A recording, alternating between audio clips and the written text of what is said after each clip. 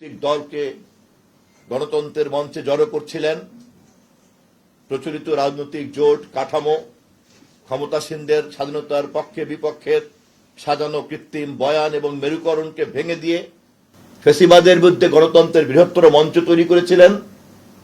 ধর্ম অথবা অন্য কোনো উত্তেজনা দিয়ে বিভক্তি করার যে রাজনীতি, তার বিপরীতে কেবলমাত্র গণতন্ত্রকে যখন তিনি মানদণ্ডে রূপান্তরিত করেছিলেন, তখনও কিন্তু তিনি বলেছেন এই বিজয়ের পরে আমরা যদি বিজয়ের আকাঙ্ক্ষাকে নিশ্চিত করতে চাই তাহলে এই পুরনো রাষ্ট্র কাঠামো দিয়ে হবে না, এবং অবশ্যই তা আমাদেরকে মেরামত করতে হবে। আমরা অনেকের কাছ থেকে মৃদু সমালোচনা শুনেছি, উৎখাত করার আগে কেন আবার এইসব তাত্ত্বিক আলাপ কেন করা হচ্ছে।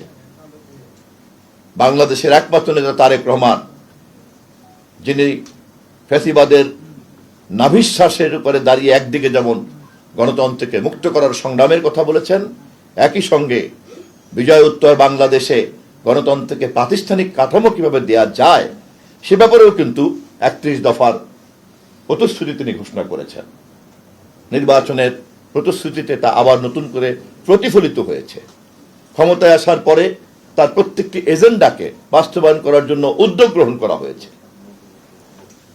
আমি জনসেবামূলক পদক্ষেপগুলির কথা বলে সময় নষ্ট করতে চাই না, কিন্তু গণমাধ্যমের ক্ষেত্রে যে প্রতিশ্রুতি আমাদের ছিল, আমাদের সরকার কিন্তু ইতিমধ্যেই সে ব্যাপারে তাদের কর্মসূচিকে এগিয়ে নিয়ে চলছে।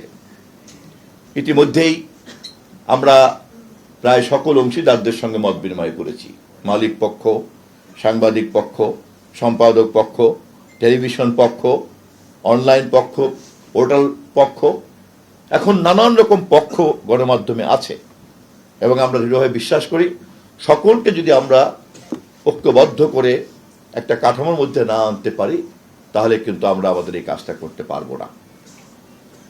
সরকার যতই গণতান্ত্রিক অথবা আপনাদের স্বাধীনতাকে নিশ্চিত করুক, মালিক যদি স্বাধীনতা না দেয়, মালিক যদি বেতন না দেয়, মালিক যদি মর্যাদাপূর্ণ পেশাগত পরিবেশ না রাখে, তাহলে সেই চ্যালেঞ্জ কে মোকাবেলা করবে? শুধু ইউনিয়ন? রাষ্ট্র তাকিয়ে তাকিয়ে দেখবে? এটি কি একটি নির্বাচিত কল্যাণমূলক রাষ্ট্রের দায়িত্ব হতে পারে? পারে না।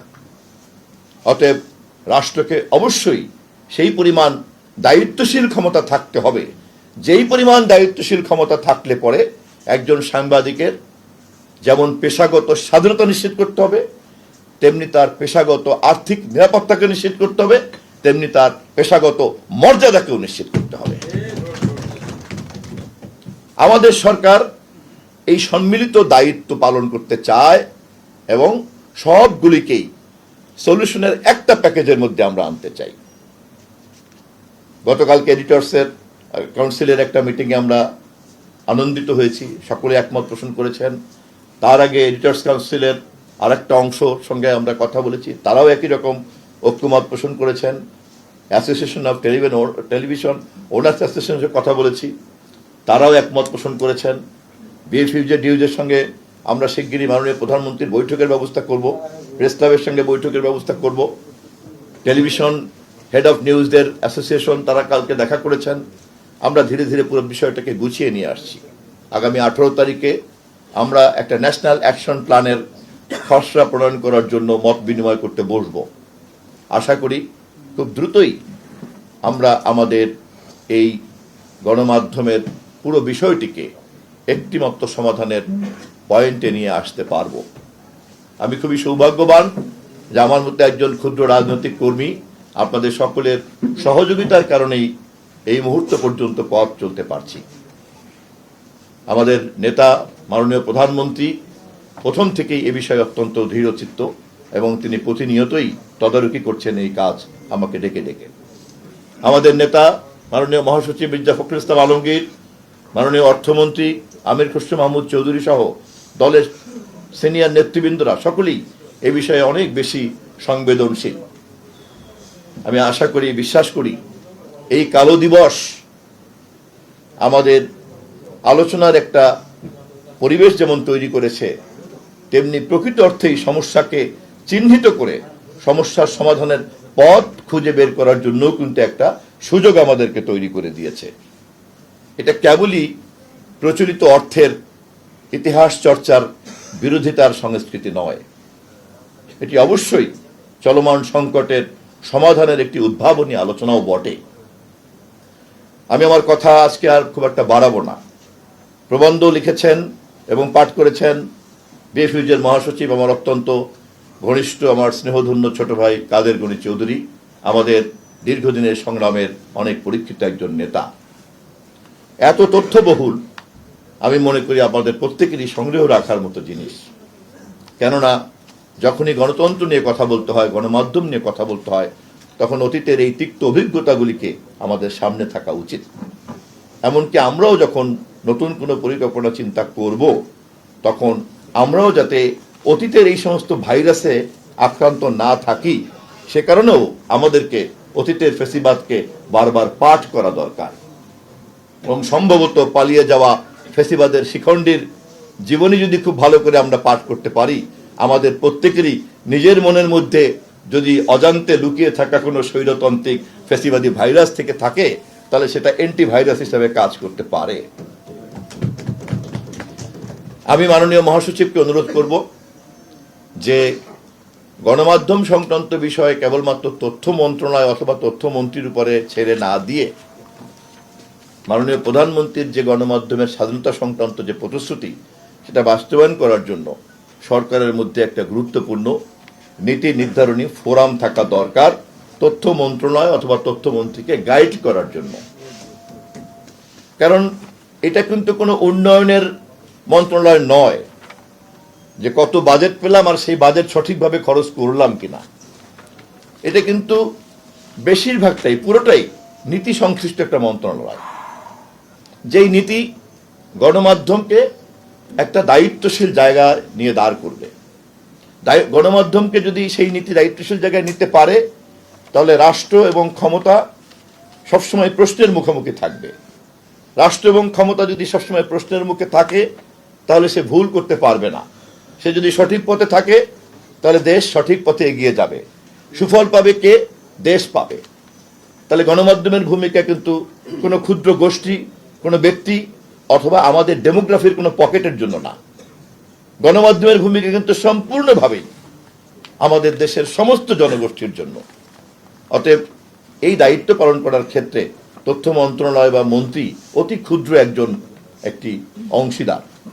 এবং অবশ্যই আমি মাননীয় প্রধানমন্ত্রী এবং সরকারের পক্ষ থেকে যাতে একটা সঠিক পরামর্শের জায়গা থাকে এবং নিয়মিত যাতে পাওয়া যায়, সেই ব্যাপারে মাননীয় প্রধান অতিথিকে, আজকের প্রধান অতিথিকে, মাননীয় মহাসচিবকে, আমার শ্রদ্ধাভাজন নেতাকে অনুরোধ করব অনতি বিলম্বেই তিনিও যেন এই ব্যাপারে উদ্যোগ গ্রহণ করেন।